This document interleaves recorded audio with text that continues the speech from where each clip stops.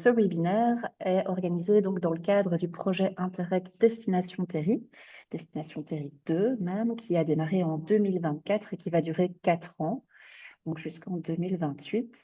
Et notre projet européen, donc c'est un projet franco-wallon. On verra sur la dia suivante le territoire après. Notre projet a plusieurs objectifs: de valoriser et préserver les sites miniers, d'améliorer et promouvoir l'itinérance transfrontalière, de développer une offre touristique et culturelle, le tout en soutenant les acteurs locaux et en impliquant les habitants. Et l'offre qui va être développée se veut à la fois innovante, durable et inclusive.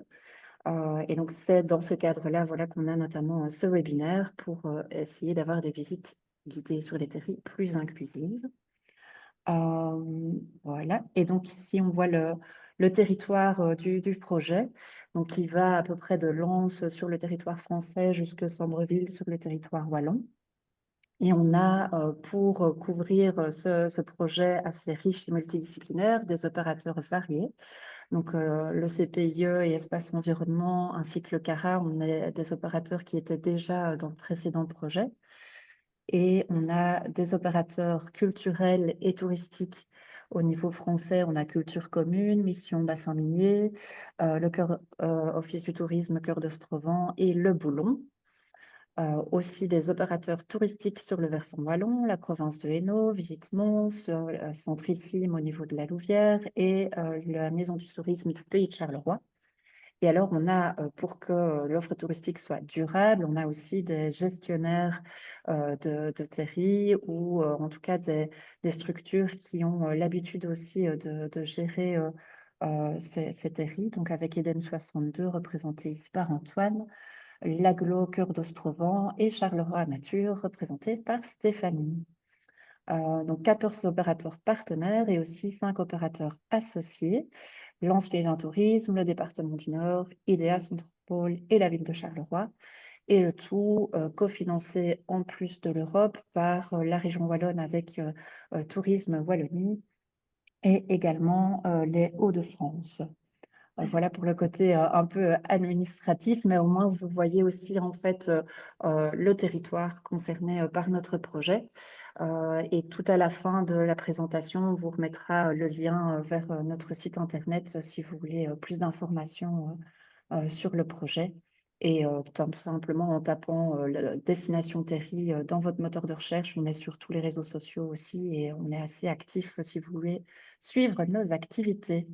Mais donc, place à la thématique du jour, l'inclusion. Et pour ça, je laisse la parole à Stéphanie et Antoine. Voilà, alors bonjour à tous et à toutes. Moi, c'est Antoine, donc formateur dans le cadre du projet Interreg sur l'aspect formation avec ma binôme belge Stéphanie que vous allez voir juste après. Dans ce projet Interreg, il y a de nombreux modules de travail et tout ce qui concerne l'inclusion, en tout cas le handicap ou les handicaps, en fait, seront traités sous deux modules de travail. Le premier module de travail, c'est le MT4 Activité 3, qui concernera à la fois des formations qui sont destinées, comme aujourd'hui, à destination des bénévoles, des guides ambassadeurs Terri. Et sur 6 temps, puisque là aujourd'hui c'est le premier temps, celui du handicap moteur et du public PMR, mais Stéphanie vous expliquera la suite. Mais il y a aussi une série de formations qui seront destinées aux professionnels et encadrants de groupes qui accueillent ces publics spécifiques afin de les outiller davantage dans leur pratique au quotidien et pour qu'ils emmènent plus facilement leur public dans la nature. Euh, le module 4, on est plus sur le développement d'une offre pour l'accueil des personnes, des publics à besoins spécifiques. Et notamment, on a 3 terris belges et un terri français qui ont souhaité faire des aménagements et développer une offre d'accueil du public pardon, à besoins spécifiques avec des visites adaptées et inclusives.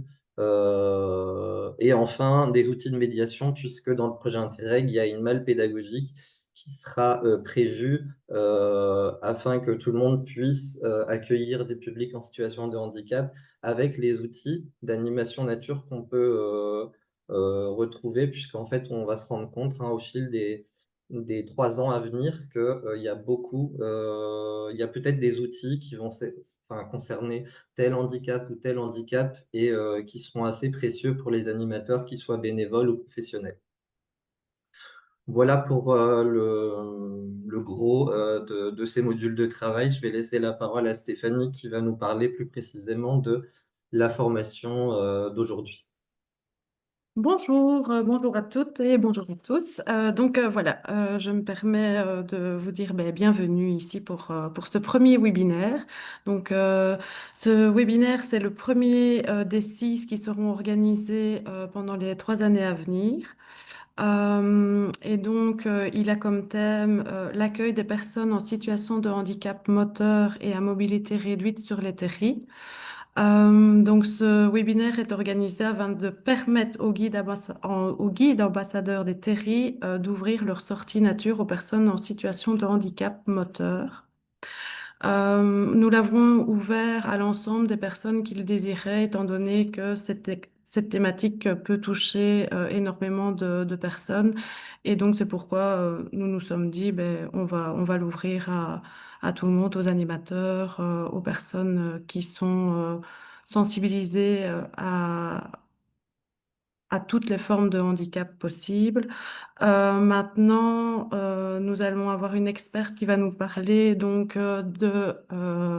des personnes à mobilité réduite, les outils à avoir, etc. Si vous avez une question ou une remarque aussi, n'hésitez pas à le dire dans le chat. Madame Lemierre va parler pendant 1 heure et ensuite nous aurons une demi-heure pour justement reprendre vos questions et les poser à notre experte. Voilà, je vous souhaite un bon webinaire. Voilà, et donc je suis chargé d'accueillir et j'ai la chance d'accueillir Marie Lemierre avec qui on travaille depuis déjà plusieurs mois ensemble sur le projet Interreg. Juste rappeler que Marie est chef de projet accessibilité dans la délégation interministérielle accessibilité sur le sujet précis des espaces naturels. Donc voilà, on parlera terri, mais Marie a aussi une expérience, alors moins sur les terris, mais aussi sur d'autres type d'espace naturel. Donc, ça conviendra peut-être aussi aux agents des réserves naturelles que j'ai pu voir dans les inscriptions, qu'ils soient wallons ou qu'ils soient français. Peut-être préciser aussi que on a la chance d'avoir Marie, puisque Marie travaille vraiment sur les espaces naturels et elle a mobilisé un groupe de travail ces dernières années dont l'objectif est de publier un guide. Marie nous en reparlera en fin de présentation.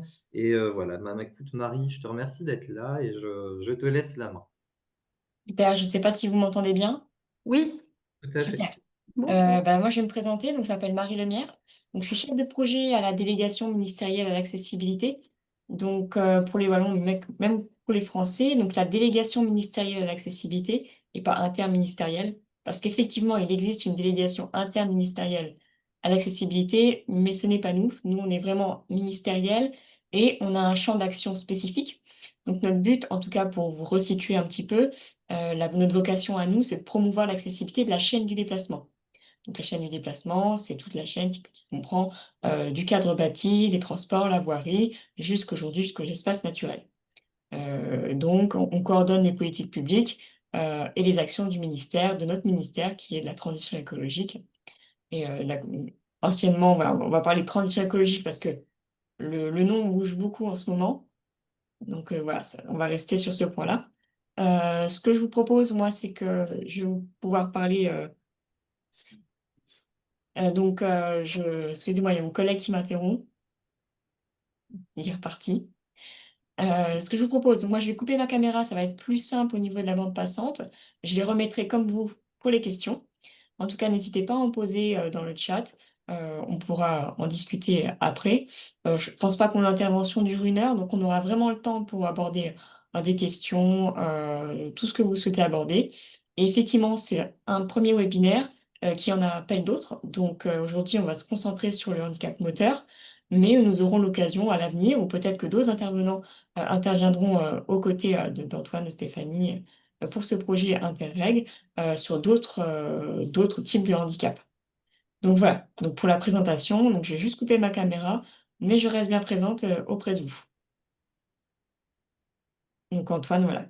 Donc aujourd'hui, comme je vous le disais, on va s'occuper, on va ça va vraiment se concentrer sur les personnes handicapées et à mobilité réduite, et voir un petit peu leurs besoins spécifiques. Donc, ce que je vous propose comme sommaire, c'est qu'on va revenir sur une définition, qu'est-ce que le handicap, mais aussi qu'est-ce que l'accessibilité. Donc, on aura le temps d'aborder ces notions et on se focalisera sur le handicap moteur. Donc, vraiment de connaître leurs besoins dans la vie de tous les jours, de façon générale, pour répondre à leurs attentes, mais aussi spécifiquement dans les espaces naturels, donc avec un volet sur l'accès vraiment aux espaces naturels et les questions d'aménagement, de compensation et d'information, qui sont les points clés pour une accessibilité pleinement réussie. Et puis, bah, je vous présenterai quelques exemples de sentiers aménagés et accessibles principalement en France, parce que voilà, j'ai plus de recul sur ces exemples-là, mais on pourra en évoquer aussi quelques-uns du côté belge et wallon.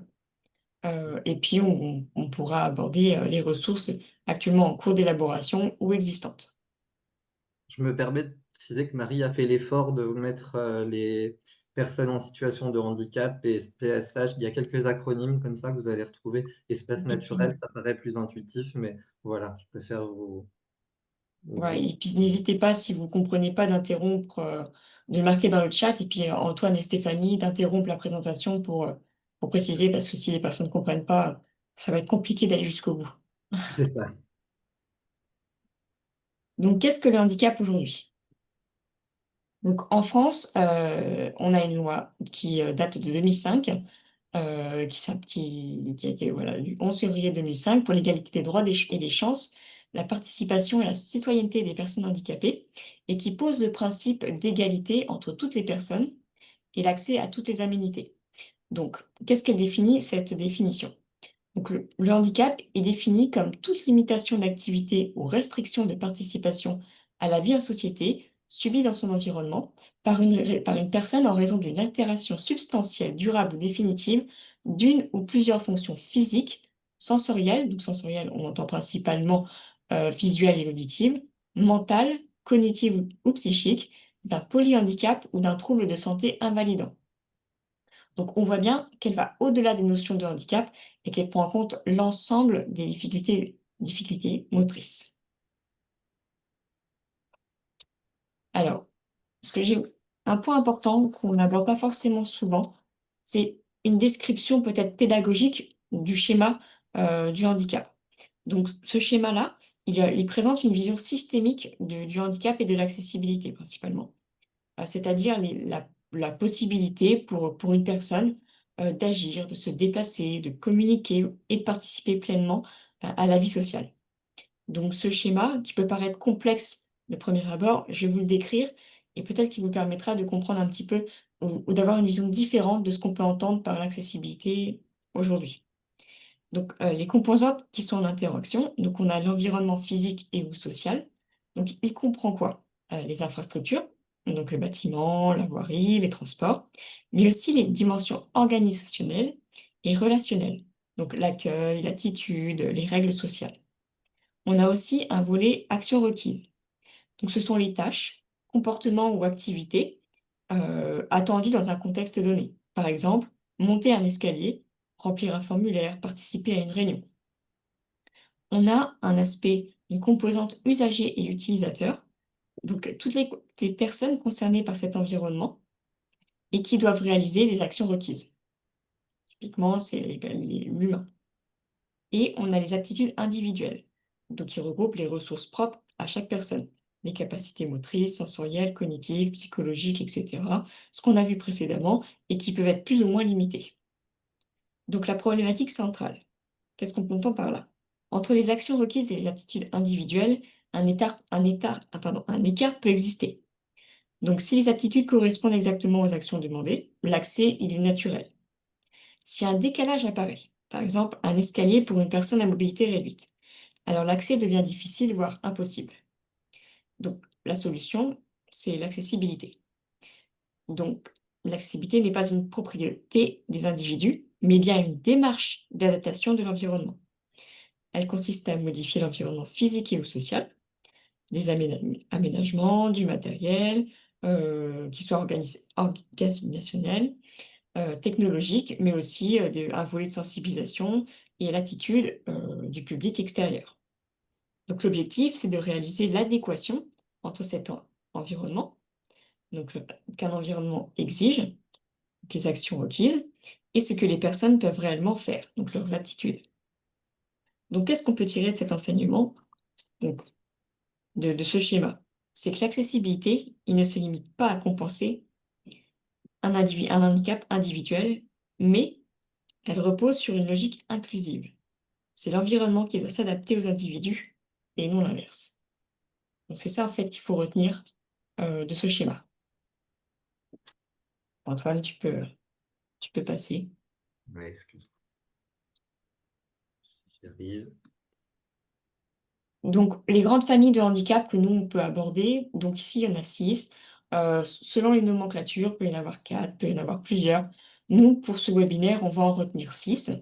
Donc on a le handicap moteur, les handicaps sensoriels, principalement visuels et auditifs, le handicap psychique, qui est la conséquence d'une maladie psychique, le handicap cognitif, qui est la conséquence d'une déficience des grandes fonctions cérébrales, le handicap mental, qui est une réduction des facultés intellectuelles, et on comprend également les maladies chroniques, évolutives ou invalidantes.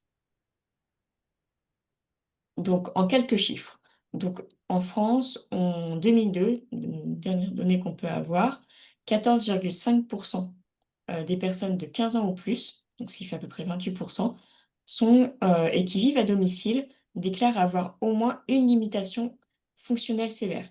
Donc des problèmes de vue ou d'audition, malgré une correction, des difficultés pour monter un escalier, des trous de mémoire fréquents.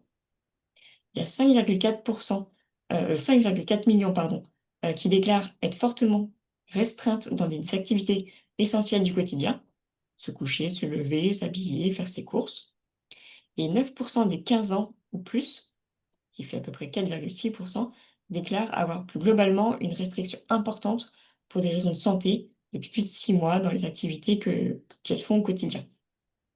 Donc au total, en France, le nombre d'enfants et d'adultes handicapés qui vivent à domicile ou en établissement varie de 5,7 millions à 18,2 millions de personnes selon la définition qu'on fait du handicap. Donc on voit vraiment qu'il y a un delta qui est assez important. Et ce qu'il faut avoir bien en tête également, c'est que 80% des handicaps restent invisibles. Voilà. Donc Je me cette permets source, voilà. d'insister, ouais, Oui, je me vas-y permets Antoine. d'insister là-dessus parce que c'est vraiment quelque chose qu'on ne connaît pas quand on n'est pas du tout dans le monde du handicap. C'est ce chiffre, moi, en tout cas, je me permets d'intervenir, mais qui est important quand même, hein. C'est pas uniquement la personne en fauteuil ou la personne avec une canne, quoi, hein. Il y a beaucoup d'handicaps invisibles, quoi.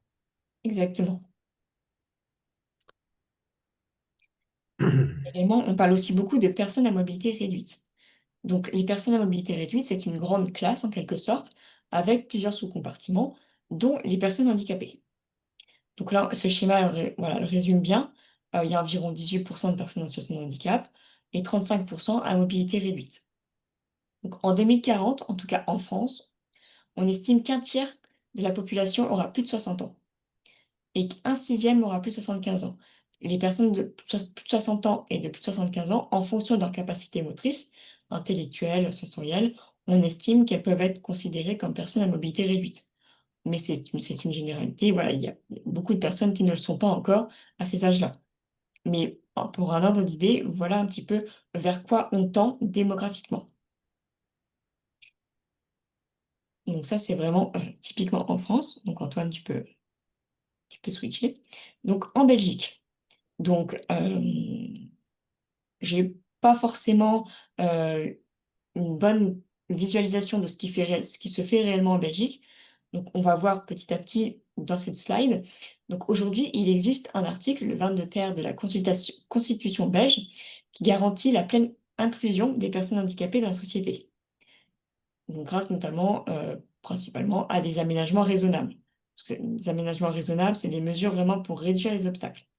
Donc, une mesure qui permet de garantir un accès égal aux ressources et aux opportunités. Donc là, je vous ai mis en italique la définition qui est reprise dans cette constitution. Et à côté de la législation belge, donc la Belgique, tant au niveau fédéral que des communautés et des régions, a signé et ratifié plusieurs conventions et traités internationaux et européens. Donc, en complément, on retrouve la Convention des Nations Unies, donc relative aux droits des personnes handicapées qui date de 2009, avec notamment son article 9, qui est spécifique à l'accessibilité, son article 20, qui correspond aux mobilités personnelles, et son article 30, qui correspond à la participation à la vie culturelle et récréative, aux loisirs et au sport. Et elle a également signé la loi antidiscrimination de 2007. Donc, si vous voulez plus de renseignements, vous trouverez toutes les informations sur internet et pour aller plus loin. Donc tu peux passer, Antoine. Ce qu'il faut savoir aussi donc il me manque une slide. Peut-être que tu as voilà, exactement. Le 10 juillet 2025, le gouvernement wallon, a validé les grandes orientations de la stratégie accessibilité à 15 ans. Donc c'est vraiment tout récent. Donc ça a été élaboré conjointement avec la Fédération Wallonie-Bruxelles. Donc elle contient, entre autres, l'adoption d'un décret cadre d'ici 2026. Donc c'est une démarche qui vise à inscrire l'accessibilité universelle comme un standard de qualité transversale des politiques publiques. Donc je ne sais pas réellement où ça en est actuellement, mais en tout cas, c'est un grand pas en avant pour le volet accessibilité et la reconnaissance de cette notion dans le droit. Voilà. Donc pour plus d'informations, vous avez également des sites qui sont très bien construits, notamment sur le volet accessibilité des bâtiments, avec le site internet du CAWAB. Pour l'accessibilité à l'information, vous avez le site Visa pour le net ou Inclusion ASBL. Et vous avez un volet pour le loisir et qui est bien développé avec AccessI et ASBL Autonomia. Donc, qui sont de très bonnes ressources que vous pouvez également solliciter pour avoir des informations complémentaires. Voilà. Et quand vous aurez accès, parce qu'on vous transmettra le PPT, vous voyez que certains noms sont soulignés. Donc, c'est les liens qui vous permettront d'accéder directement, voilà, au site internet. Donc, le handicap en Belgique. Donc, ce qui a été compliqué pour avoir donc il y a quelques chiffres qui ressortent, notamment, via, les données de Eurostat. Donc c'est des données européennes, qui nous permettent aujourd'hui savoir un petit peu qu'il y a environ 25,4 % de la population belge qui est en situation de handicap, contre 26,8 pour la France. Mais comme vous pouvez constater, les chiffres ne sont pas forcément identiques partout. Pour la simple et bonne raison, je pense, qu'il y a une absence de définition uniforme de la notion de handicap en Belgique. Donc la définition la plus courante est celle qui figure à l'article 1er de la Convention des Nations Unies, comme on a pu le présenter précédemment. Donc l'absence de définition entraîne une non-disponibilité forcément des sources de données et qui sont comparables. Donc impossible d'établir des statistiques cohérentes sur le monde du handicap en Belgique et en Wallonie. Donc pour avoir des chiffres et des statistiques, il y a vraiment besoin de renforcer la capacité, une capacité et peut-être un besoin qui se fasse ressentir à l'échelle du gouvernement pour unifier une définition, à l'échelle de la Belgique. Donc voilà ce qu'on peut dire. Avec quelques données, là on voit, dans les ce qui est important aussi à prendre en compte, c'est que 86 des personnes en situation, de handicap qui sont accueillies en Belgique, voilà, sont en grande partie originaires, des régions Grand Est, des Hauts-de-France, et de l'Île-de-France, ce qui fait environ 8 000 personnes. Ce qui n'est pas anodin. Donc on voit qu'il y a une complémentarité et des échanges réguliers, entre la Belgique et la France. Donc, l'accessibilité. Qu'est-ce qu'on entend par accessibilité aujourd'hui? En France, donc l'accessibilité, elle est définie, dans la loi, précédemment citée et dans la Convention relative aux droits des personnes handicapées. Donc c'est vraiment de permettre à des personnes en situation de handicap, sur la base de l'égalité avec les autres, à l'accès à tous les aspects de la société, y compris à l'environnement physique, au transport, aux services d'information, de communication et aux autres équipements et services ouverts ou fournis au public. Donc aujourd'hui, nous, en France, on a un cadre législatif et réglementaire qui se concentre sur la chaîne du déplacement, cadre bâti, voirie, aménagement des espaces publics et des espaces naturels, systèmes de transport et leur intermodalité, ainsi qu'un volet numérique et téléphonique. En Belgique, donc selon le Conseil supérieur national des personnes handicapées, l'accessibilité se définit de la façon suivante. Donc de permettre l'accessibilité signifie que l'on élimine les barrières qui empêchent les personnes handicapées de participer à des activités importantes de la vie, telles que l'utilisation des services, de produits et d'informations. Dans la vie de tous les jours, nous utilisons toutes sortes de techniques, mais nous ne sommes pas conscients du fait que bon nombre de celles-ci peuvent engendrer des problèmes pour certains utilisateurs. Par exemple, le signal sonore qui retentit lorsqu'un ascenseur arrive à un étage souhaité et qui a été conçu au départ pour les aveugles. C'est également le cas pour les bordures de trottoirs surbaissées qui ont été aménagées pour les utilisateurs de voiturettes. Donc, l'accessibilité des espaces naturels, notamment en France, donc il n'y a aucune réglementation en matière d'accessibilité des espaces naturels. Selon la nature des projets, donc, il est possible de se référer à la réglementation relative aux établissements recevant du public et des installations ouvertes au public, donc ERP et IOP, et du cadre de la voirie et des espaces publics. Donc on peut en tenir compte, mais il n'y a pas de réglementation spécifique aux espaces naturels. Donc on tient compte des réglementations qui les régissent et qui relèvent de leur code, comme le code forestier, le code de l'environnement, mais on n'a pas un volet spécifique accessibilité. Voilà, tu peux passer Antoine. Pardon.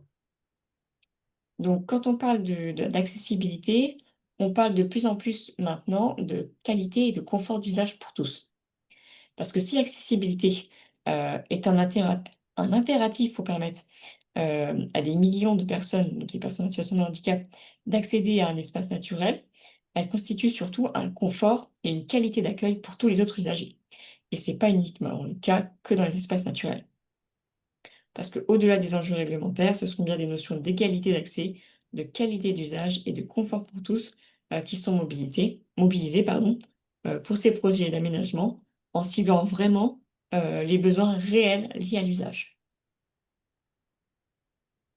Donc là, maintenant, on va pouvoir se concentrer sur le handicap moteur et connaître vraiment les besoins des personnes sur le handicap pour répondre à leurs attentes.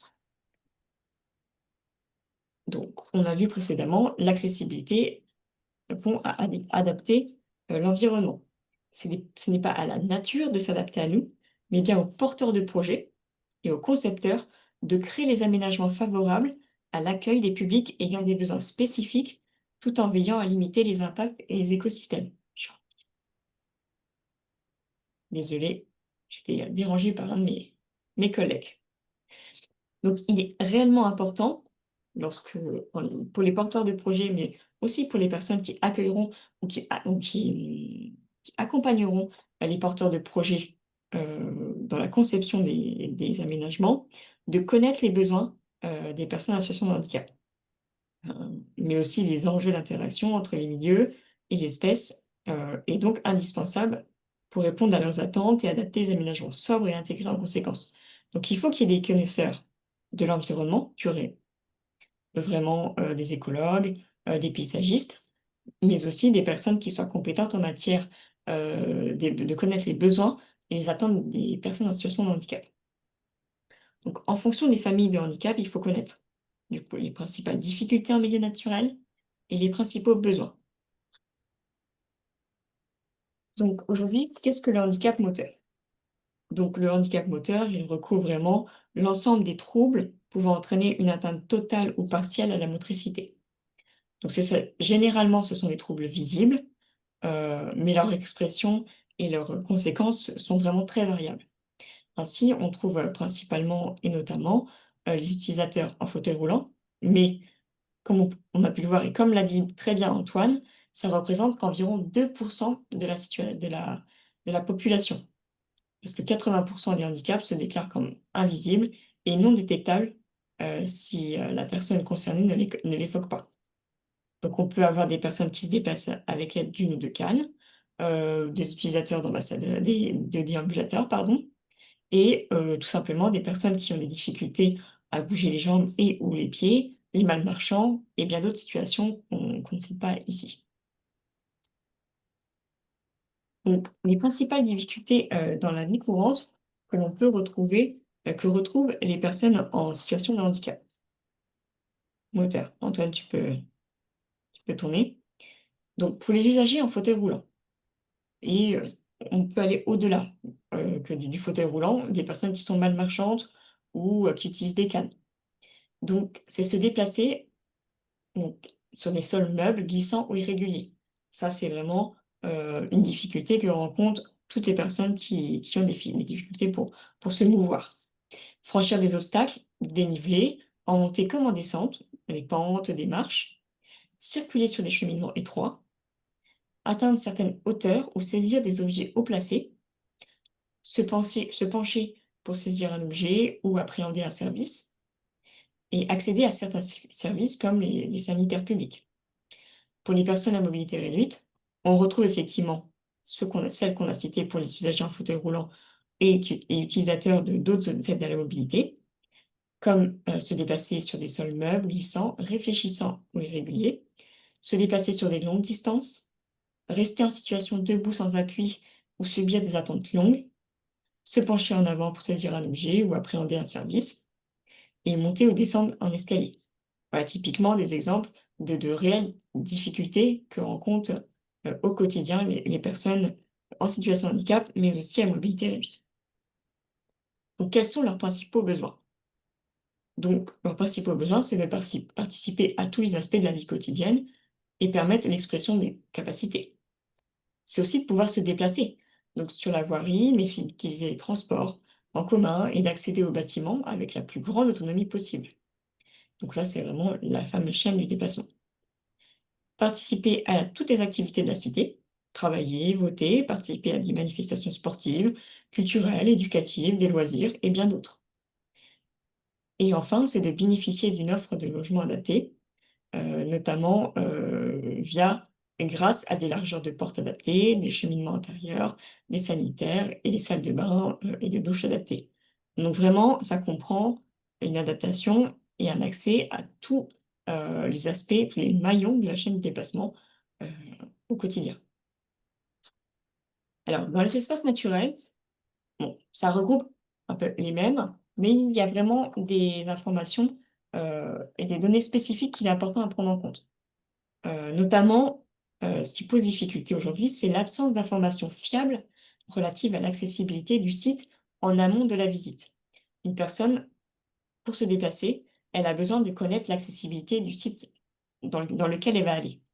D'une part, pour éviter de se retrouver en difficulté une fois arrivée sur site, et puis de faire un déplacement qui pourrait être considérable pour elle, à la fois en termes de fatigue, mais aussi financier, et éviter de se retrouver seule, en face à des difficultés qui pourraient être trop importantes.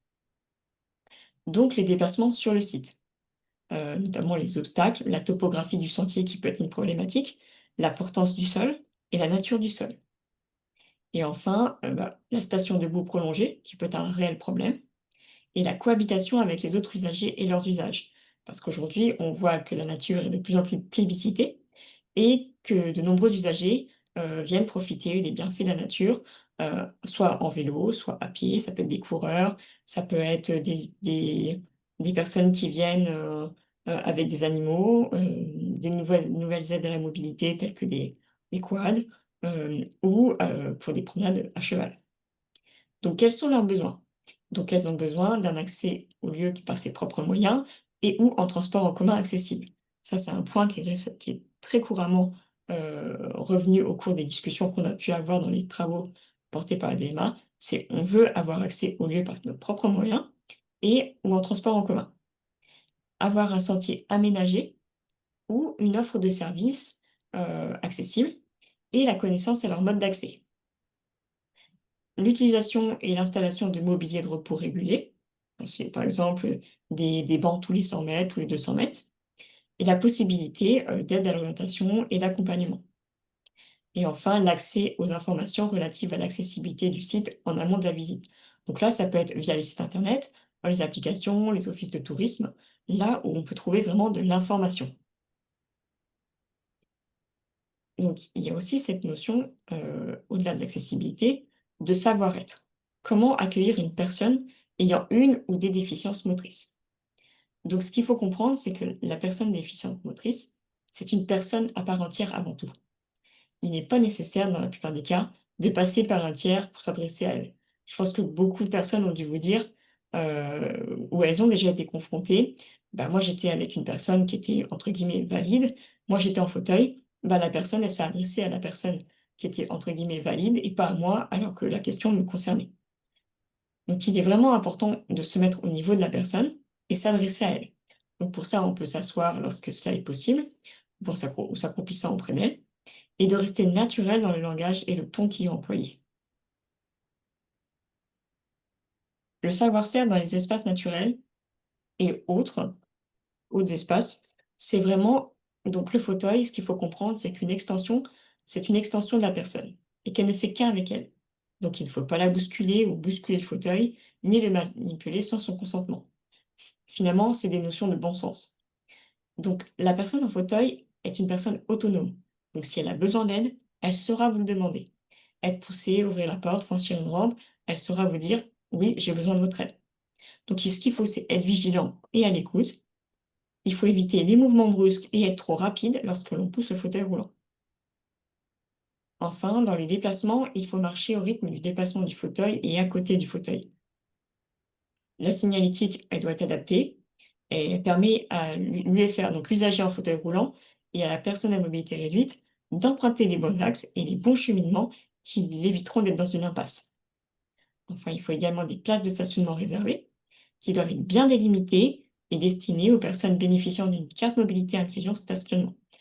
En Belgique et du côté wallon, je ne sais pas comment ça se passe et si vous avez bien une carte mobilité inclusion stationnement. Il me semble que oui, qui doit être, il me semble que vous avez un dispositif qui est similaire. Oui, effectivement, on a bien une carte C'est ça, de exactement, merci Stéphanie. mobilité réduite.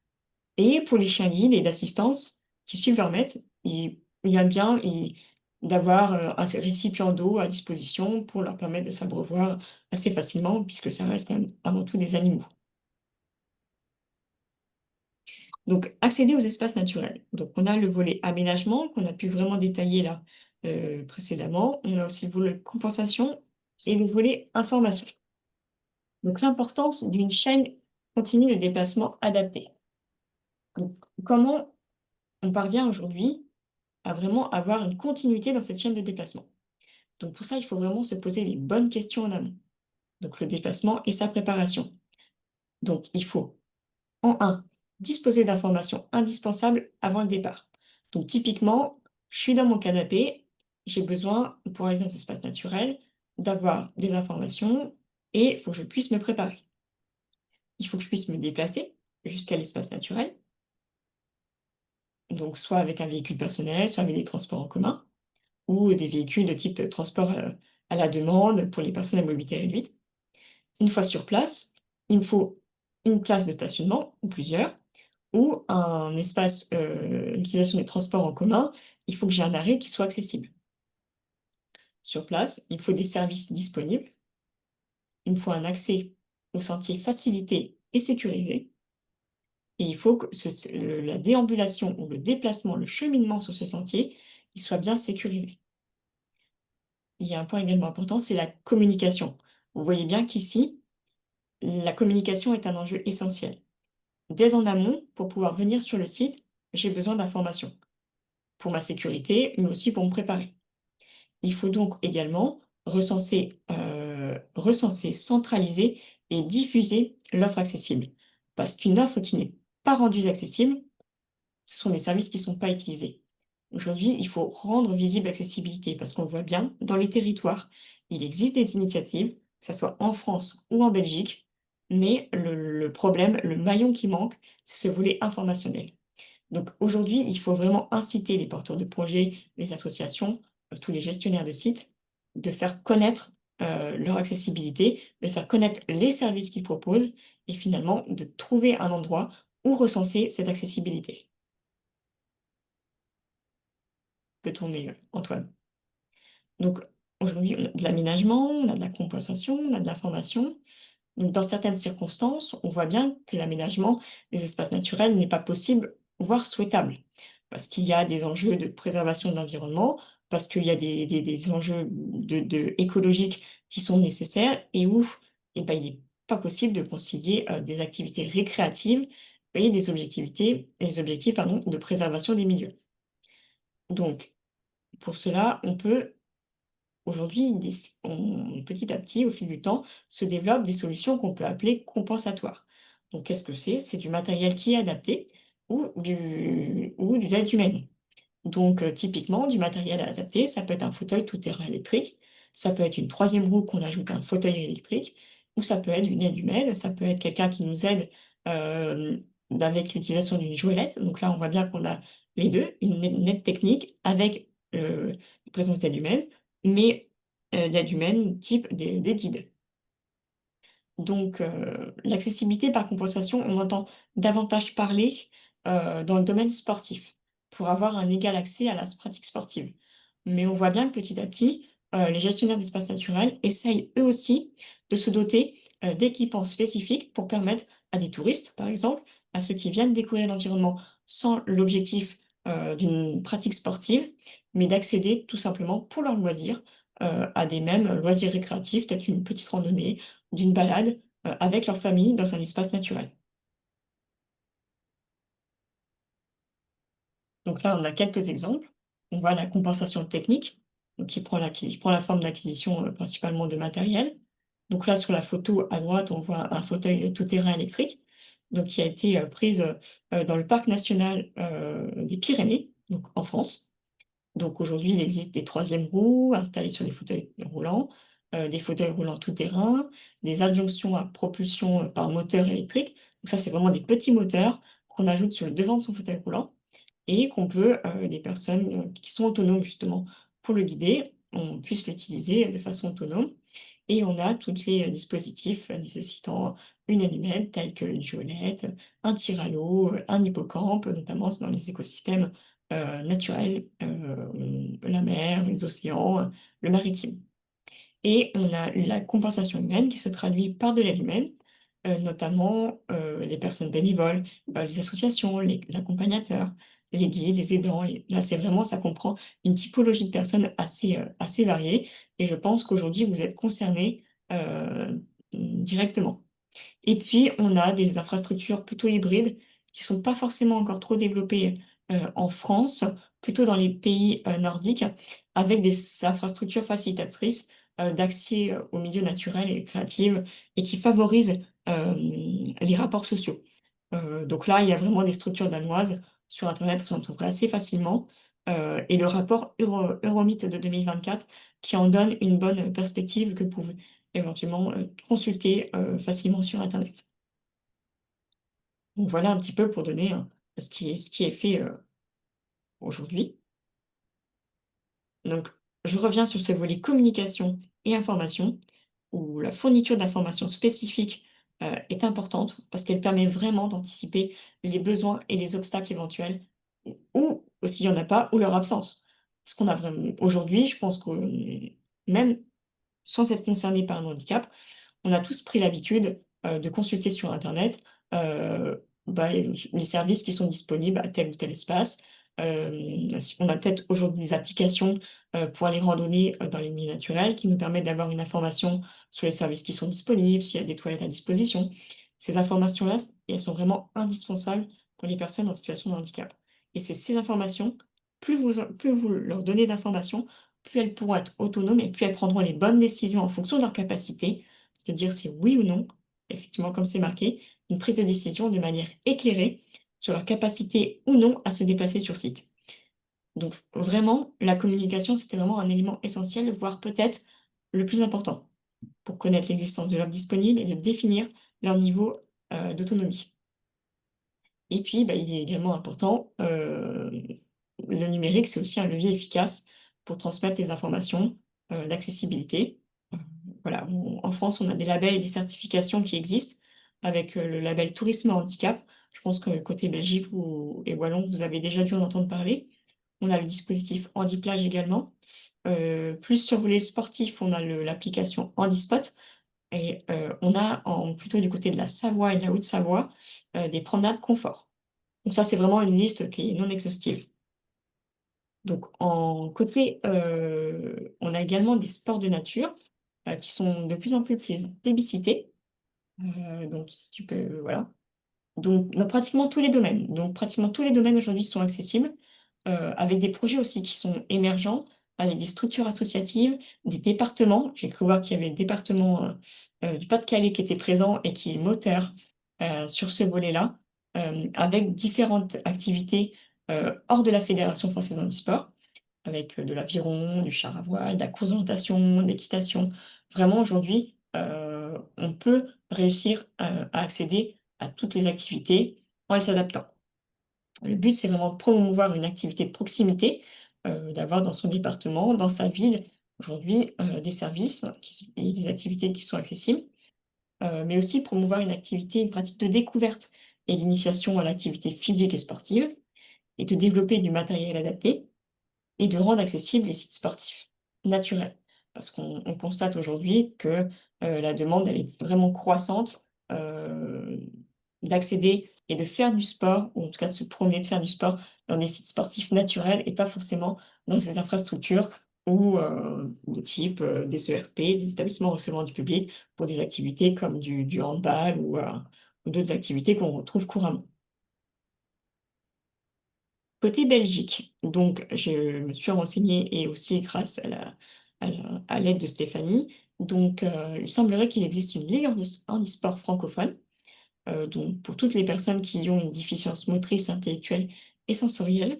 Mais vous avez également une fédération multisport adaptée. Donc là, c'est vraiment une fédération qui est plus large et qui permet, aux personnes porteuses d'une déficience, donc vraiment au sens large, d'accéder à des loisirs. Vous avez aussi de l'handirando, avec des balades, avec de l'aide à la mobilité qui est disponible.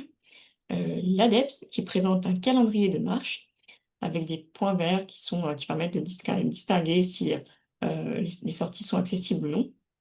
Et puis vous avez des infrastructures accessibles, Sport Bruxelles, LHF, Handi Bruxelles, Access-i, ABSL Autonomia. Voilà. Pareil, cette liste, elle est non exhaustive. Je pense que vous en connaissez peut-être bien plus que moi. Mais n'hésitez pas en tout cas à compléter, à nous faire part, parce que c'est important, nous aussi en France, de les connaître et d'avoir une visibilité sur ce que vous faites, puisque petit à petit, on voit qu'il y a des projets, à l'échelle interrégionale qui se construisent et c'est très valorisant et très ressourçant, d'avoir nous aussi, ces connaissances. Donc maintenant, je vais vous présenter quelques sentiers accessibles, en France principalement. Donc là, c'est vraiment des sentiers qui sont aménagés. Donc sur une commune, là, c'est une commune dans la Drôme. Donc c'est un parcours le long de la rivière de la Drôme qui a été rendu accessible et qui serpente sur les berges dans un massif boisé. Donc là, vous voyez que vous avez un cheminement en platelage. Donc le platelage, c'est vraiment un cheminement en bois, qui est fait en lattes de bois. Heu, donc avec ici un budget, d'investissement de plus ou moins 240 000 €. Donc ce qui est non négligeable avec, des aides, européennes, mais aussi des aides régionales, qui ont été sollicitées. Donc cette boucle, elle fait environ 170 mètres, de longueur et elle fait environ 1,4 m de largeur et elle est surélevée à 40 centimètres, du sol. Donc voilà, avec une rampe d'accès pour y accéder, de 5 avec un palier à 0 au début d'itinéraire. Donc tu peux passer Antoine. On voit également que sur cet aménagement, il y a une aire de repos et il y a des croisements composés de mobilier et de panneaux pédagogiques qui ont été mis, à disposition, d'une hauteur comprise entre 80 centimètres et 1,20 m. Donc c'est vraiment il y a eu une réflexion, au-delà du cheminement, on pense au confort, donc on met des aires de repos, on a des aires de croisement qui permettent de se reposer, mais aussi à des fauteuils, 2 fauteuils de se croiser et à l'entrée, de l'aménagement, on a 2 places de parking, PMR. Donc c'est un on voit également, voilà, on voit à droite, que cet aménagement a été conçu, avec, des associations de personnes en situation de handicap locales et à la fin des travaux, une association, pour adultes et jeunes handicapés est venue découvrir et tester, inaugurer, ce sentier. Donc ça a été fait avec le CEREMA. Donc, dans la forêt de Fontainebleau, donc il y a vraiment ça fait plusieurs années qu'ils développent des sentiers accessibles. Là, je vous en ai pris un, spécifique. C'est une boucle de 800 mètres sur 2,5 mètres de large, avec une nature du sol qui est empierrée et recouvert d'une couche fine de sable. Il y a aucun dénivelé. La forêt, elle est classée Natura 2000. Et donc le gestionnaire, c'est l'Office national des forêts. Donc à droite, on voit qu'il y a des bancs qui sont disposés tous les 200-300 mètres avec des panneaux d'information, avec fort contraste, du braille, l'utilisation du relief et un fil d'Ariane. Donc là, je ne sais pas si vous voyez, on voit des poteaux qui sont, voilà, exactement, si vous voyez bien la souris.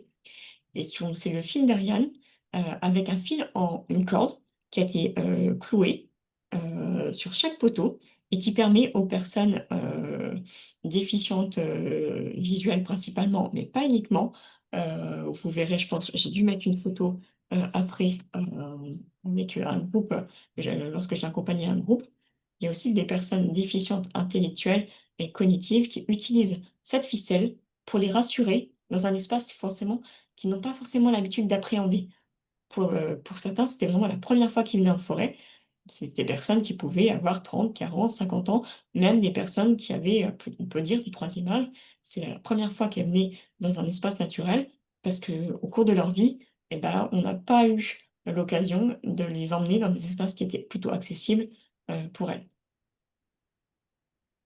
Donc voilà, heu voilà, donc là, on voit bien, donc il y a une je vous ai mis un petit peu le budget d'investissement pour que vous voyez, à quoi ça peut correspondre.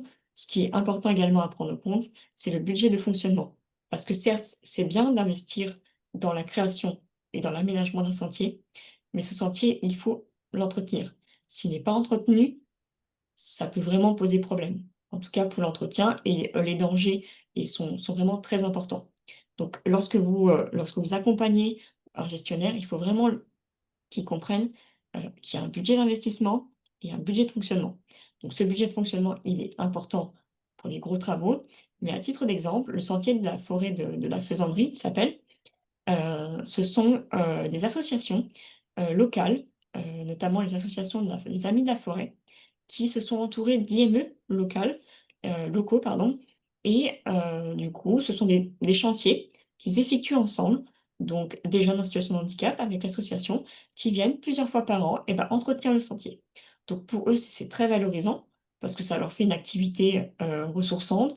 Ils apprennent au quotidien, bah, du coup, à être autonomes, à répondre à des objectifs, à écouter ce que l'association leur demande et puis ils viennent, bah, débroussailler, ils viennent, repeindre les bancs, voilà. Ils viennent revaloriser et ils viennent resécuriser, le sentier. Donc voilà. Un dernier exemple, donc là, c'est vraiment un sentier, qui est vraiment, exemplaire en matière d'aménagement, mais vraiment, à la pointe de l'aménagement, si je puis dire. Donc c'est un cheminement et un parcours d'interprétation, qui est accessible en autonomie, vraiment en autonomie, pour les déficients visuels, motrices et intellectuels. Donc là, je vous ai mis quelques flèches. Donc vous avez une place, de stationnement accessible, vous avez le démarrage, du sentier et un espace piétonnisé, qui permet, vraiment, entre le stationnement et le démarrage du sentier, bah, de se poser avec les personnes, peut-être d'avoir un espace pour rappeler les consignes, aux personnes, s'équiper s'il y a besoin et vraiment avoir cet espace piétonnisé qui permet de faire un espace de pause entre le stationnement et le démarrage du sentier. Donc là, on voit qu'il y a une traversée piétonne qui est sécurisée parce qu'il y a une vélo-voie qui traverse, le parking et le début du sentier. Donc permettre aux personnes déficientes visuelles, grâce à des bandes d'éveil à la vigilance, de traverser. On distingue également un fil d'Ariane et des bandes de guidage podotactiles. Donc voilà. Tu peux passer, Antoine. Oui, Ah, tu as manqué une slide. ouais, c'est ça. Voilà, donc on voit que c'est le Conservatoire du littoral qui était le maître d'ouvrage, que tous les publics ont été pris en compte dans l'aménagement, pas uniquement les personnes en situation de handicap, mais également les scolaires et les sorties accompagnées avec les naturalistes. Donc il y a des panneaux qui ont été pensés très inclusifs, avec une version écrite, une version sonore, du FALC. Donc FALC, c'est facile à comprendre, et à lire et à comprendre, et une version tactile. Très coloré, vraiment simplifié pour la compréhension de tous les publics. Heu et après, on voit qu'il y a eu des piquets pour la protection, des piquets pour empêcher l'accès à la mare, des garde-corps et du grillage anti-glisse sur le ponton pour éviter que les fauteuils parce qu'évidemment le platelage en bois, lorsqu'il est humide, peut être très glissant. Donc pour, le sécuriser, le dispositif qui a été, choisi ici, c'est de mettre du grillage. Donc voilà, on voit vraiment, il y a toutes les solutions qui ont été réfléchies, du guidage, de l'équipement, de la signalétique et il y a plusieurs points forts. C'est vraiment une forêt qui est très riche, avec un écosystème, varié avec voilà, on voit qu'il y a une mare, on voit qu'il y a une forêt. Il y a une maison aussi, du parc avec des sanitaires qui sont accessibles, du personnel d'accueil, il y a des fontaines d'eau potable. Vraiment, on voit que le projet a été conçu et réfléchi dans un environnement qui permettait de l'accueillir. Donc si on a été aussi loin dans l'aménagement, c'est qu'autour, il y avait des dispositions qui permettaient. C'est ça aussi qui est important à prendre en compte. Ne pas faire un sentier dans un environnement où il y a strictement rien à côté. S'il y a pas, de public, appétant en tout cas pour venir visiter ce sentier. Donc côté Belgique, vous avez des sentiers accessibles pour tous aussi.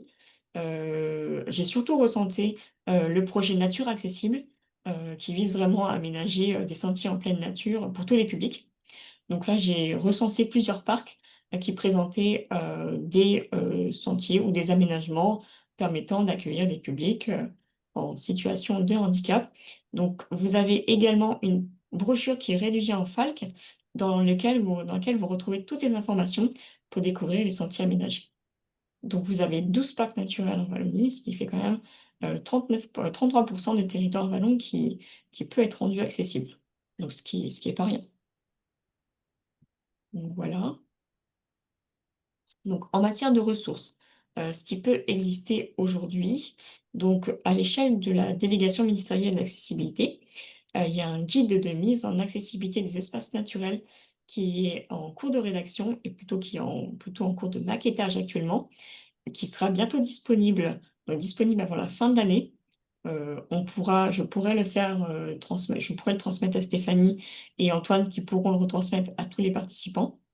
Voilà, qui sera disponible et qui accompagnera vraiment de A à Z avec des fiches techniques spécifiques, thématiques, avec une méthodologie également, comment rendre des espaces naturels accessibles.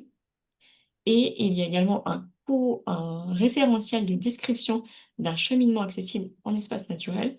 Donc lui qui va plutôt, paraître en début 1er, trimestre ou 1er semestre 2026.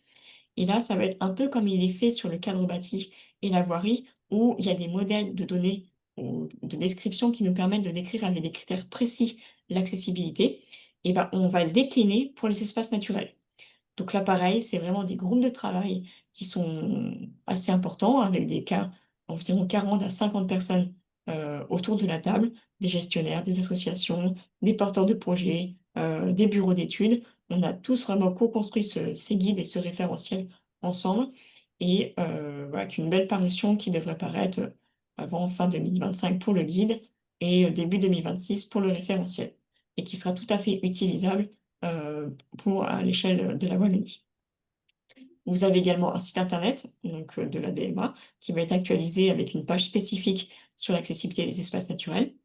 Aujourd'hui également sur le cadre bâti, notamment pour les ERP, donc les établissements recevant du public. En France, vous avez une plateforme collaborative qui nous permet de collecte de données d'accessibilité de tous les ERP et de partage, de diffusion de ces informations. Pareil, là, tout ce qui est souligné, vous pourrez cliquer dessus et vous tomberez directement sur les plateformes. Enfin, sur le volet plutôt sportif, vous avez un pôle de ressources nationales des sports de nature, qui dépend du ministère des Sports. Et vous avez une fédération française handisport, notamment pour le handicap moteur, et sensoriel. Et vous avez une fédération de sport adapté pour le handicap mental. Côté belge, je crois, et wallon, vous avez plusieurs sites. Donc là, j'ai pas les liens, mais vous avez le site Accessi, le site Nature Accessible avec, le projet Nature Accessible.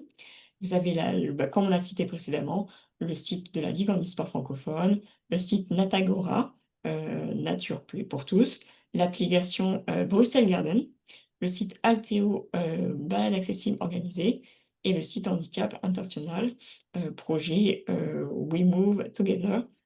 Mais pareil, cette liste n'est pas du tout exhaustive et je vous invite à la compléter, comme vous le souhaitez. Donc voilà, je pense qu'on a fait un petit peu le tour. Merci pour votre attention. Merci à vraiment Antoine et Stéphanie pour votre confiance et pour, cet espace, d'ouverture pour discuter, avec vous, pleinement et c'était un plaisir de pouvoir discuter. Donc Oui, bah, écoute, merci Marie pour la qualité de ton propos, assez exhaustif. Alors, c'est vrai que je me mets à la place de tout le monde, ça fait peut-être beaucoup d'informations d'un coup.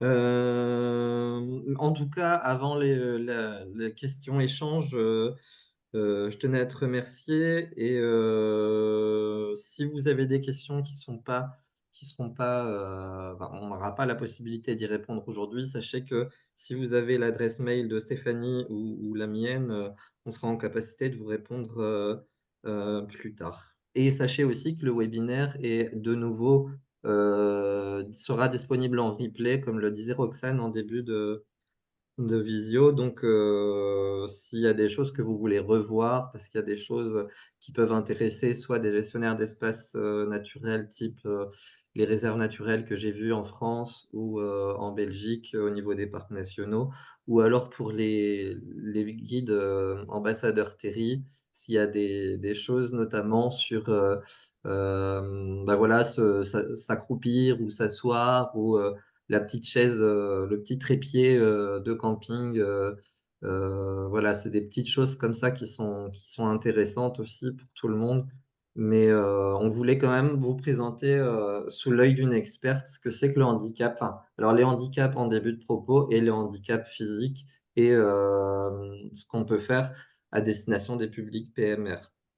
Voilà. Ce que je propose peut-être, c'est que Stéphanie va nous peut-être recenser les questions s'il y en a. Et moi, je vous invite juste à alors laissez vos micros coupés, mais peut-être si vous le souhaitez, en tout cas d'ouvrir votre caméra histoire que ça rende la chose un peu plus conviviale, quoi. Voilà. Donc, il n'y a pas énormément de questions, donc non, mais n'hésitez pas à en il est tard. poser. Allez-y, on a l'expert devant nous, donc n'hésitez pas à les poser vos questions ou des remarques. Juste une petite remarque que je souhaitais faire. Effectivement, Madame Lemierre, elle a eu du mal à retrouver les chiffres pour la Belgique, étant donné qu'en fait, vous avez plusieurs donc organismes qui s'occupent des personnes en situation de handicap. Donc nous avons la VIC pour la Wallonie et nous avons Bruxelles Handicap donc là qui regroupe et qui donne les cartes de transport aux personnes en situation de handicap. Et effectivement, c'est très difficile d'avoir des chiffres parce qu'en fait tout est morcelé en Belgique et donc voilà, ce n'est pas comme le côté français où tout est regroupé, nous, tout est morcelé et donc c'est très difficile de... Et alors, juste aussi une petite chose, il y a aussi dans chaque commune, normalement, avec l'accessibilité ici, il y a également dans chaque commune un handi-contact. Donc si vous avez des questions, etc., ou alors que vous souhaitez plus de l'information au niveau du handicap, vous avez un service qui est au sein de la commune, comme par exemple à Courcelles ou à Charleroi. Donc voilà, n'hésitez pas non plus. Là, on Alors, la parlait bien du première. côté belge, hein. Oui, c'est du côté belge, oui, effectivement, c'est du côté belge, oui. Ou sinon, j'aurais dit mairie. Alors, moi, j'ai une première question.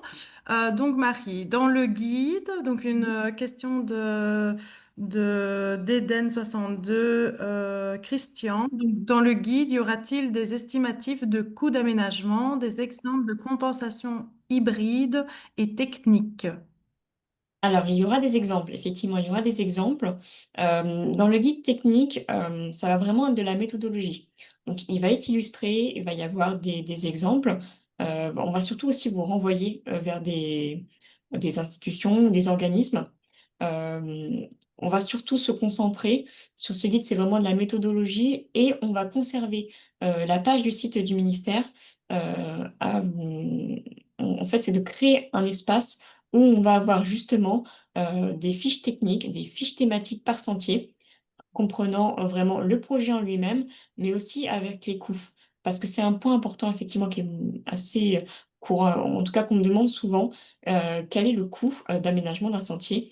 Donc il est prévu effectivement d'avoir quelques notions dans le guide, mais on va surtout se concentrer à créer des fiches spécifiques qu'on mettra en ligne sur Internet. Euh, il y a un autre avantage également, c'est que les espaces naturels, ils restent naturels. Donc, en fonction de l'environnement dans lequel il est, en fonction des aléas climatiques, ils peuvent être amenés à changer, et en tout cas à évoluer, et un sentier accessible peut très vite devenir inaccessible. Donc, l'objectif, ce n'était pas de figer dans un guide des exemples précis. Donc, les exemples, on les mettra sur notre site internet, et je vous invite à m'en faire parvenir si vous voulez. J'ai établi une grille précise que j'ai soumise à certains gestionnaires qui l'ont remplie, et c'est ces grilles que je vais du coup retravailler et que je mettrai en ligne a posteriori. Mais là, effectivement, il y aura la notion de coût, il y aura la notion vraiment du projet, les questions de maître d'œuvre, maître d'ouvrage, quel public est concerné. C'est vraiment très technique. Et là, je pense que vous pourrez vous y retrouver. Et je mettrai à la fin du guide technique un QR code. Et ce QR code vous permettra d'accéder à la page que je suis en train de concevoir en parallèle avant la publication du guide. Et concernant les aides à la mobilité, en tout cas les aides à la compensation, pareil, elles seront abordées également, mais on fera également un focus sur ce point-là sur le site internet. Mais en tout cas, tous ces points-là sont vraiment mentionnés dans le guide et vous aurez aussi des adresses et en tout cas, c'est vraiment prévu pour. Alors, nous avons une Attends, deuxième question. Ah, Oui, pardon. excuse-moi. Ouais, je pensais qu'on sait le. Du coup, oui, j'ai deux questions, mais je me mettais à la place des guides nature, des guides ambassadeurs Terry, hein, puisque c'est quand même la cible du projet. Alors, je reconfirme que le webinaire sera en replay, donc enregistré, et comme l'a souligné Roxane dans le chat, vous pourrez le revoir. Je me place je me mets à la place des. Vous avez un écran noir, peut-être? non, Ah, ok. on voit très bien. C'est moi alors. C'est que on parle de visite inclusive, comme vous avez pu le remarquer c'est l'intitulé un petit peu de nos animations. Je me mets à la place des guides nature Terry, mais je me mets aussi à la place des guides pro qui sont là présents aujourd'hui de France et de Wallonie. C'est si on souhaite organiser une sortie grand public qui soit la plus inclusive. Alors aujourd'hui, on a parlé du public handicap moteur, mais est-ce que tu saurais nous aiguiller sur les mots à utiliser quand on veut communiquer sur une animation pour faire comprendre que le public en situation de handicap moteur est invité, puisqu'on aurait travaillé et bien réfléchi en amont sur l'accueil de ces publics-là, donc par exemple un fauteuil, pour pas faire d'impair, tu vois, sur les termes utilisés, parce qu'on peut pas dire qu'elle est inclusive dans le sens où il n'y a pas, pour l'instant, on n'en est que sur le public moteur, handicap moteur, mais voilà, est-ce qu'on peut mettre un picto? Est-ce que voilà, je me mets à la place des ambassadeurs et s'ils souhaitent qu'il y ait des valides, mais qu'il y ait aussi des personnes en situation de handicap moteur, comment on pourrait le stipuler sans qu'il y ait de problème que ce soit mal vu ou mal compris. Je sais pas si tu comprends ma Oui, question. je comprends tout à fait et je pense qu'il faut rester très simple. Si on veut mettre un picto, en tout cas, si on veut transmettre l'information en amont sur un site internet, on peut très bien dire accessible à tous, y compris aux handicap moteurs ou aux usagers en fauteuil roulant. Déjà, rien que ça en amont, la personne, elle sait que bon, elle peut y accéder. On peut également mettre le contact de la personne, en tout cas de l'animateur et du guide. Comme ça, la personne, elle peut appeler parce que bah, la définition d'accessibilité des uns n'est pas forcément la définition d'accessibilité pour les autres. D'où l'intérêt, nous, en France, de créer un référentiel de description de l'accessibilité. C'est vraiment qu'on ait une définition et des critères précis. Donc, généralement, en amont, toute personne en situation de handicap se renseigne et voire même appelle les personnes lorsqu'il y a un numéro pour savoir qu'en est-il réellement de l'accessibilité. Donc ça, c'est un point important de laisser les coordonnées. Heu et D'accord. puis, je pense que tout se fait surtout en amont et une fois que la personne elle est sur place, heu, l'inclusion, oui, elle est très bien inclut la personne dans un groupe, entre guillemets, avec des «valides». Je pense que c'est tout ce qu'on demande aujourd'hui et il y a pas forcément de code spécifique à avoir. Il faut juste, faire preuve de bon sens, et de savoir-être et je pense que les animateurs savent très bien s'adapter, à ces publics. D'accord. Je me permets de voir que Éric, Dubois, souhaiterait, prendre la parole. Je vais lui laisser la parole, s'il Merci. m'entend. Euh, Vous m'entendez là? Oui, Oui, Moi, j'ai pris le parti inverse de ce que Marie vient de dire. C'est que dans certaines activités qu'on organise, donc moi, je suis guide nature pour tous, donc l'accueil des publics différents dans la nature. Moi, je propose des activités accessibles même aux personnes valides. Et donc, en le mettant comme ça, ben, je pense que c'est ouvert à tout le monde. Mais je pense qu'une chose est importante pour tous les guides, par rapport à ce que tu viens de dire, Antoine, c'est quand on a un groupe de personnes dites valides, on est quand même face à un groupe de personnes totalement différentes l'une de l'autre. Quand on a des personnes dites porteuses de handicap, ben, elles sont aussi différentes, mais ce sont des personnes comme si on avait un groupe de valides. Et donc, je pense qu'à un moment donné, à force de mettre des pictos, on les stigmatise encore plus que ceux qui ne le sont d'habitude. Et je pense que vraiment, ne plus utiliser le mot inclusion, mais que ça se fasse naturellement, je pense, et va sûrement me le confirmer, mais c'est vraiment ce qu'ils attendent tous. C'est vraiment qu'on les accueille sans faire de différence, que ce soit un enfant, un adulte, une personne en chaise, un malvoyant, tout le monde, enfin, voilà, moi je pense, enfin, après 20 ans d'expérience, je peux vous garantir que c'est vraiment ça que on essaye, nous, au niveau de Nature pour tous, de mettre en avant, c'est cet accueil, quelle que soit la différence, mais la différence, elle peut être des fois très légère. Oui. Je confirme tout à fait, hein. C'est vrai qu'on parle beaucoup aujourd'hui d'inclusion. On en fait beaucoup la promotion et je sais que c'est pas forcément très bien accueilli par les publics ou en tout cas par les associations militantes parce que l'inclusion, on en parle beaucoup, mais c'est pas pour autant qu'on la voit tous les jours.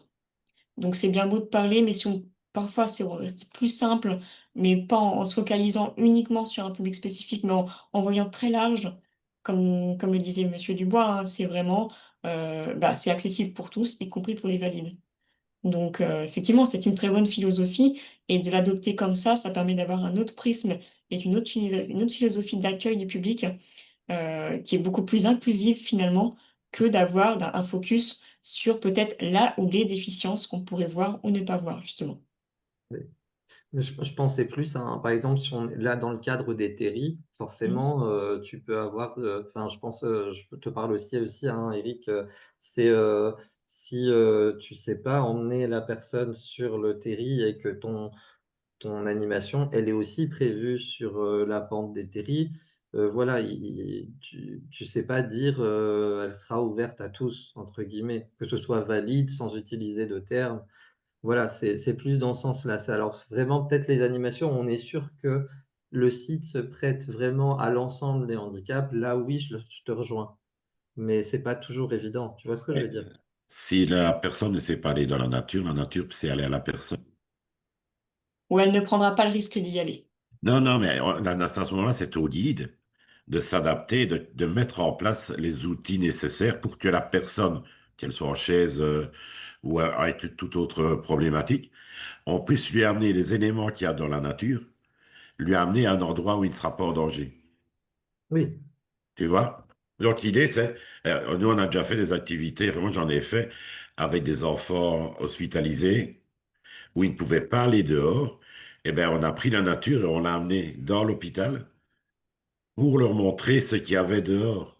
Tu vois, donc c'est l'animateur ou le guide qui doit lui s'adapter pour pouvoir réaliser son travail. On sort de sa zone de confort, on est d'accord, mais je peux vous garantir une chose, quand on a réussi à faire ce genre de démarche, euh, on est mais 100 fois plus riche, humainement parlant. oui. Voilà. Merci, Monsieur Dubois, pour le partage d'expérience. Je me permets d'intervenir parce que je vois l'heure qui avance et je vois que Élodie Lefebvre avait aussi la main levée et voulait poser une question. Et on Désolé. avait... non, il n'y a pas de souci. Et il y avait des questions aussi de Christian Ringeau dans le chat, mais je vois que Marie y répond progressivement. J'essaye de répondre en même temps. Merci, Marie. Donc voilà, Élodie, si vous vouliez Oui, intervenir. oui, moi en fait, dans mon travail, je suis référente handicap pour un organisme de formation.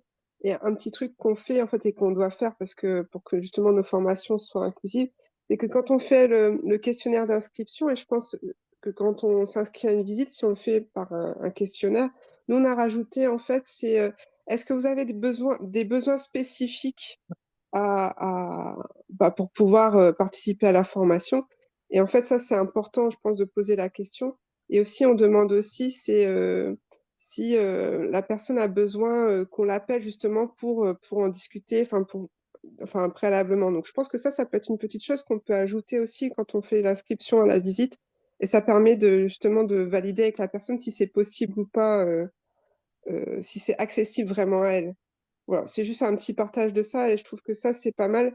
Et on dit besoins spécifiques, on parle pas forcément des handicaps, parce que ça peut être plein de choses. Ça peut être une maman avec une poussette parce qu'elle a des enfants, ça peut être vraiment plein de choses. Donc voilà, c'est une petite question qu'on peut ajouter et qui peut débloquer justement la communication sur la visite.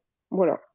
Tout à fait, et c'est aussi valable, c'est ce qu'on a fait, nous, on a mis en place du coup avec Stéphanie et Antoine, c'est même pour ce webinaire, on s'est dit, est-ce qu'il y a des besoins spécifiques? Mm. Oui, Voilà. Donc nous, on avait besoin de savoir si finalement il y avait des personnes qui avaient des besoins spécifiques, peut-être en matière d'autodescription, peut-être en matière, voilà, on savait pas en tout cas s'il fallait qu'on s'adapte différemment. Visiblement, il n'y en a pas eu, et si c'était le cas, voilà, on s'en excuse de pas avoir fait le nécessaire. Mais en tout cas, voilà, il faut dès en amont, c'est pour ça que la formation en amont est primordiale. oui, Aujourd'hui, on commence à le savoir, à le comprendre, mais si on n'a pas d'information en amont, bah, c'est le vide complet. Il faut que cette information soit accessible, parce qu'il faut qu'on prenne en compte tous les publics. Donc si possible, avec des sites internet qui soient accessibles, pourquoi pas aussi avoir une version en FALC ou proposer des alternatives. Donc accompagner de A à Z, c'est vraiment, du numérique, c'est ce que je dis, du canapé jusque dans la forêt. Faut vraiment avoir cette vision, je suis dans mon canapé, je vais jusqu'à la forêt. Et là, on prend chaque étape.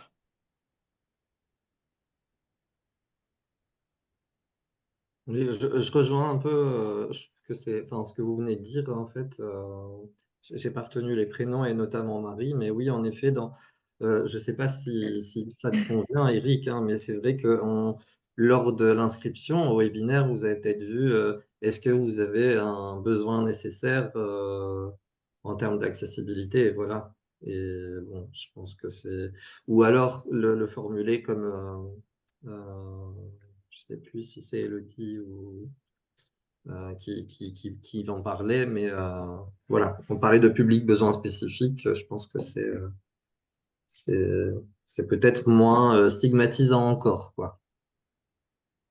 Je me Voilà. permets de vous demander si vous avez encore des questions, étant donné l'heure qui avance. Et alors, nous avons une remarque de Marc. Donc voilà, on accepte l'ensemble des remarques et on peut ne pas être d'accord avec certains propos. Donc Marc nous dit qu'il n'est pas trop d'accord avec Eric, étant donné que les terris sont des collines accessibles par des sentiers étroits et parfois abrupts. Et donc, il est important de signaler cette restriction lors de l'invitation. Moi, je me permets voilà, d'enchaîner sur cette remarque-là et de peut-être prendre des autres lunettes. Oui, effectivement, c'est vrai que quand on dit ben, on est guide terri, donc on pense toujours à l'ascension du terri. On pourrait peut-être prévoir donc de rester ou alors de cibler certains terris et ça, on le verra lors de la formation de terrain, donc du 27 et du 4. On peut cibler certains terris, on peut cibler certains sentiers aussi. Et si vous voulez effectivement montrer des choses qui sont sur le terri et sur la pointe du terri, donc je pense à un terri en particulier en France, et là on a une mare au-dessus du terri, et effectivement ben, les personnes en situation de handicap moteur ne peuvent pas monter sur ce terri. Mais pourquoi pas alors faire une photo et alors ben, prévoir alors des photos afin de montrer la mare aux personnes qui sont en chaise et qui seront au bas du terri. Donc voilà, effectivement, enfin voilà, après c'est vrai qu'on sort de sa zone de confort, on se dit tiens, on nous a pas expliqué ça, la formation à l'école de Couillet, enfin voilà, on s'est dit oui, on va monter le terri et peut-être qu'on peut revoir autrement notre vision de la guidance terri. Donc voilà, enfin voilà, Je me permets de c'est juste compléter. une pierre lancée et voilà.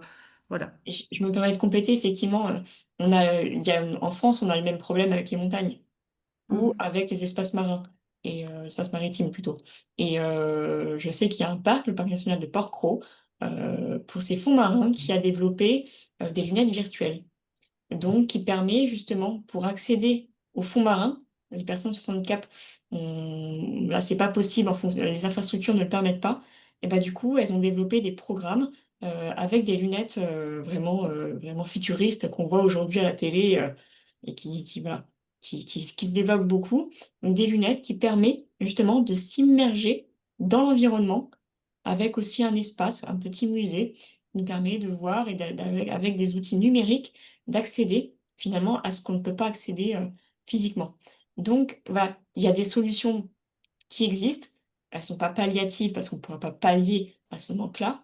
Mais les personnes sans handicap, elles ont conscience qu'elles ne peuvent pas accéder à tout. Elles ne demandent pas à accéder à tout, mais un petit peu de ce qu'on peut leur donner. Bah, Donc, tous je les me télés ne l'interromps. vont pas être accessibles, mais si certains le sont, c'est très bien. Et si d'autres dispositifs le permettent, eh ben, il faut y aller. Et puis, les inventions sont toujours bonnes à prendre et il faut s'inspirer de ce qui existe déjà, en fait. Oui. Et je vois que Monsieur Marc Survoy souhaite parler, donc je vais me permettre de prendre. Vas-y, Marc, prends la parole. Ah, je- On ne vous entend pas. Peut-être allumer le micro sur la oui, plateforme. mais on l'entend pas. On ne vous entend pas encore. Ouais, non. Est-ce que je peux compléter sur ce qui vient d'être dit? C'est que dans le programme Interreg, et Roxane l'a stipulé dans le chat, c'est qu'il y a à la fois des visites virtuelles qui vont être créées justement pour les personnes qui ne seront pas en capacité de monter les terris coniques.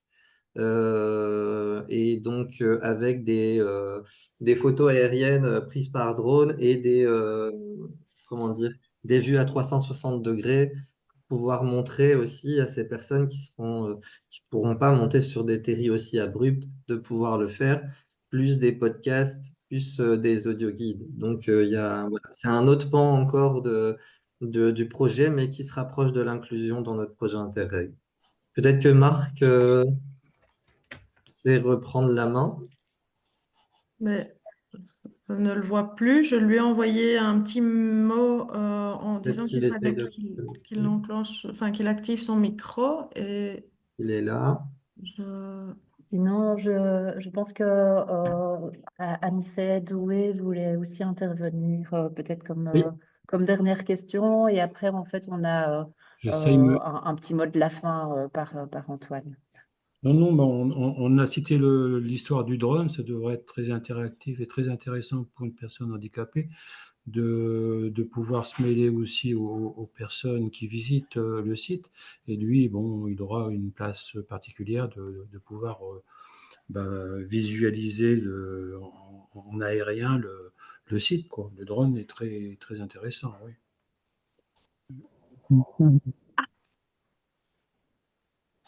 Ok.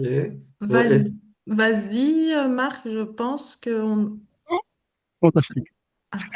J'ai coupé et réactivé plusieurs fois et maintenant ça a l'air de fonctionner. Je voulais peut-être préciser mon propos, je parlais seulement de la mention, et je disais qu'il fallait pas le mentionner parce que ça pouvait frustrer les gens. Je pense que ne pas le mentionner peut frustrer aussi beaucoup de gens. Je reçois parfois des groupes de seniors au bord du casier et quand je prends ce groupe en charge, ben, il y a souvent un tiers qui sont mal marchands, terme que j'ai découvert aujourd'hui, et qui ont du mal à arriver au sommet du terrain numéro 3. Alors, soit on leur propose le sport au début, soit on coupe le groupe en deux à un moment donné et un petit groupe est privé de l'ascension, soit tout le groupe est privé de l'ascension et on ne fait que les deux premiers terrains. Mais ça peut générer des frustrations, soit pour les gens qui y arrivent ou des frustrations pour les gens qui n'y arrivent pas. En tout cas, si ce n'est pas mentionné dans l'aviation dès le départ, les gens peuvent être surpris négativement dans un sens ou dans l'autre. Mm.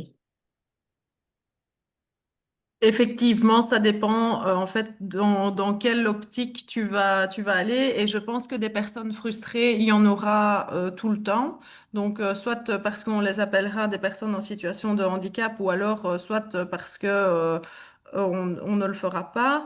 Et je pense que c'est pour ça que Madame Lemierre disait qu'il faut vraiment bien communiquer, essayer de communiquer le plus possible en fait en amont quitte à laisser, ben, par exemple, son numéro de téléphone et vraiment communiquer avec les personnes en disant, ben voilà, est-ce qu'il faut prévoir quelque chose ou quoi que ce soit. Et je pense que ça va être vraiment la base de cette action pour pouvoir faire des guidances pour les personnes inclusives. Inclusives. Voilà. Mais je vous remercie pour le propos. Je pense qu'il est 18h02. Je sais qu'il y a une réponse de Christian, mais que je pourrais lui apporter, enfin qu'on n'a pas pu lui apporter. Et comme le dit Marie Lemierre dans le chat, n'hésitez pas à nous solliciter, Stéphanie ou moi, si vous avez des questions supplémentaires.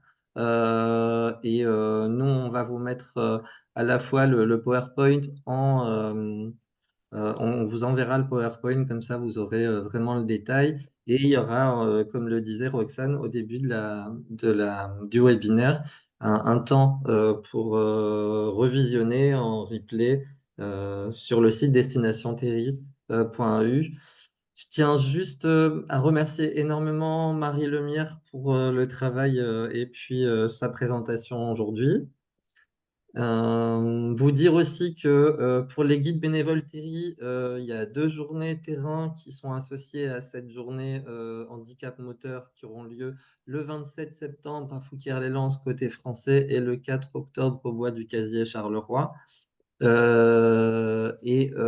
Pour les autres animateurs ou les gens qui sont intéressés par la thématique handicap, voilà, le prochain webinaire concernera plutôt la déficience visuelle spécifiquement et aura lieu en février-mars 2026. On vous apportera de toute manière, on a vos adresses et on vous recontactera si le sujet vous intéresse.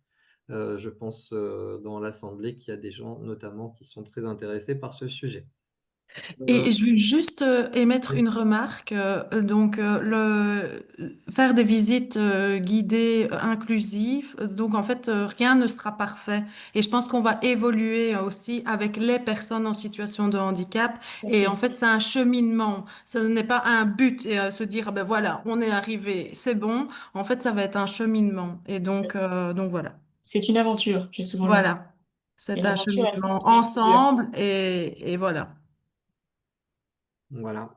Donc, si vous voulez nous suivre d'ici là, bah, n'hésitez pas à suivre, comme vous pouvez le voir sur la diapo, le site destinationterri.eu et toutes les actions qui seront en lien, en tout cas, avec l'inclusion. Voilà. Encore merci Marie, merci de votre présence. Merci à vous, c'était un plaisir. Merci Marie. Et puis, n'hésitez pas à nous relancer, Stéphanie, au moins par mail, hein.